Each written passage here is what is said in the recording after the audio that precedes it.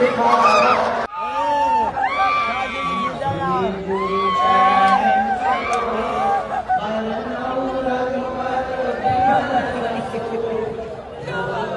નમસ્કાર મિત્રો, સ્વાગત છે તમારું મારી યુટ્યુબ ચેનલની અંદર. ને મિત્રો, ધીરેન્દ્ર શાસ્ત્રી જે મિત્રો દિવ્ય દરબાર યોજવામાં આવ્યો હતો જે રાજકોટની અંદર 5 થી લઈને 7 તારીખ સુધી, એના મિત્રો છેલ્લા દિવસે બહુ મોટો ચમત્કાર થયો છે. હા મિત્રો, તમે વિડીયોની અંદર જોયું છે કે એક મહિલા છે, જે મહિલાઓ અને પુરુષોની અંદર મિત્રો ભૂત પ્રેત આવી ગયા હતા. અને સાથે સાથે વાત કરવામાં આવે તો એ જાહેરની અંદર ધૂણવા લાગી હતી ને એમને પત્રકાર ઉપર મિત્રો હુમલો પણ કર્યો હતો. ત્યારબાદ મિત્રો વાત કરવામાં આવે તો હા, તમને બધાને ખબર જ હશે કે રાજકોટની અંદર ધીરેન્દ્ર શાસ્ત્રીના દિવ્ય દરબારનું આયોજન કરવામાં આવ્યું હતું 5 થી લઈને 7 તારીખની.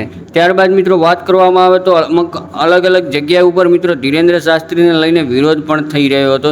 તમને બધાને ખબર જ હશે કે વિજ્ઞાન ગાથાવાળા જયંત પંડ્યા અને પિયુષ જાદુગર દ્વારા મિત્રો જે ધીરેન્દ્ર શાસ્ત્રીનો એ વિરોધ કરવામાં આવી રહ્યો હતો. ત્યારબાદ મિત્રો વાત કરવામાં આવે તો ઘણા લોકો જે મિત્રો સનાતન ધર્મના જે લોકો હતા એ ધીરેન્દ્ર શાસ્ત્રીના સપોર્ટમાં પણ આવ્યા હતા. ત્યારબાદ મિત્રો વાત કરવામાં આવે તો હવે આખરે મિત્રો ધીરેન્દ્ર શાસ્ત્રી બાબા બાગેશ્વરના જે મિત્રો કથાનું આયોજન કરવામાં આવ્યું હતું એના અંતે છેલ્લા દિવસે મિત્રો ધીરેન્દ્ર શાસ્ત્રીએ ચમત્કાર દેખાડી દીધો છે. કારણ કે મિત્રો તમને બધાને ખબર જ છે કે ઘણા લોકો અત્યારે ધીરેન્દ્ર શાસ્ત્રીનો વિરોધ કરી રહ્યા હતા જાહેરની અંદર.